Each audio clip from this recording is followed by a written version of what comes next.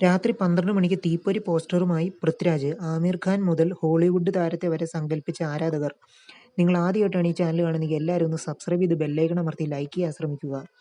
മലയാള സിനിമയുടെ റേഞ്ച് മാറ്റുന്ന ചിത്രമാകാൻ ഒരുങ്ങുകയാണ് എമ്പുരാൻ. അനൗൺസ്മെന്റ് മുതൽ ഓരോ അപ്ഡേറ്റും ആരാധകർ ഏറെ പ്രതീക്ഷയോടെയാണ് നോക്കിക്കണ്ടത്. ചിത്രത്തിന്റെ റിലീസിന് വെറും 2 ദിവസം മാത്രം ബാക്കിയുള്ളപ്പോൾ പ്രീ ബുക്കിംഗിലൂടെ മാത്രം 60 കോടിയോളം ചിത്രം നേടിക്കഴിഞ്ഞു. എമ്പുരാന്റെ റിലീസ് അനൗൺസ്മെന്റ് പോസ്റ്റർ പുറത്തിറങ്ങിയതു മുതൽ പ്രേക്ഷകർ ചോദിക്കുന്ന ചോദ്യം ചിത്രത്തിലെ സർപ്രൈസ് കാസ്റ്റ് ആരാണെന്നാണ്. ചുവന്ന ഡ്രാഗണിന്റെ ചിത്രമുള്ള ഷർട്ട് ധരിച്ച് പുറം തിരിഞ്ഞു നിൽക്കുന്ന കഥാപാത്രം ആരായിരിക്കുമെന്ന് ആദ്യം മുതൽക്കേ തന്നെ ചർച്ചകൾ ഉണ്ടായിരുന്നു. ട്രെയിലറിലും റെഡ് ഡ്രാഗണിന്റെ സാന്നിധ്യം കണ്ടതോടെ ചർച്ചകൾക്ക് ബലം വച്ചു.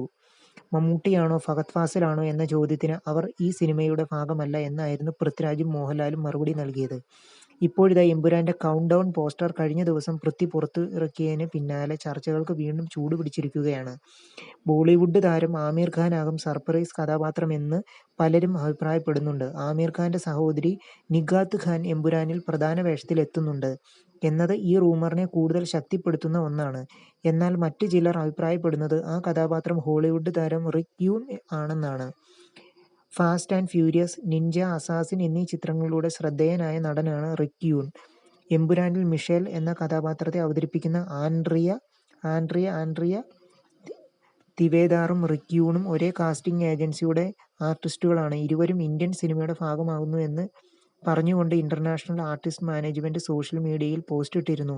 ഇതും ആരാധകർക്കിടയിൽ ചർച്ചയാകുന്നുണ്ട്.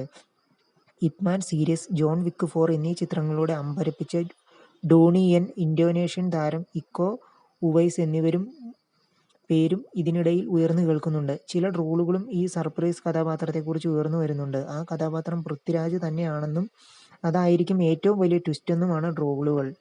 ആദ്യം ഷോ അവസാനിക്കുമ്പോഴേക്ക് പൃഥ്വി ഒളിപ്പിച്ചു വെച്ച രഹസ്യങ്ങൾ പ്രേക്ഷകർ മനസ്സിലാക്കുമെന്നാണ് പലരും അഭിപ്രായപ്പെടുന്നത്. ഇന്ത്യയിൽ രാവിലെ 6 മണിക്കാണ് ചിത്രത്തിന്റെ ആദ്യ ഷോ ആരംഭിക്കുന്നത്. കേരളത്തിൽ നിന്ന് മാത്രം ഇതുവരെ 10 കോടി ബുക്കിംഗിലൂടെ ആദ്യ ദിനം എമ്പുരാൻ നേടിക്കഴിഞ്ഞു.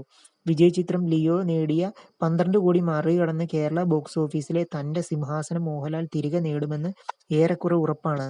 നിങ്ങൾ ആദ്യമായിട്ടാണ് ഈ ചാനൽ കാണുന്നതെങ്കിൽ ദയവ് ചെയ്ത് ഒന്ന് സബ്സ്ക്രൈബ് ചെയ്ത് ബെല്ലൈക്കൺ അമർത്തി ലൈക്ക് ചെയ്യാൻ ഒന്ന് ശ്രമിക്കുക.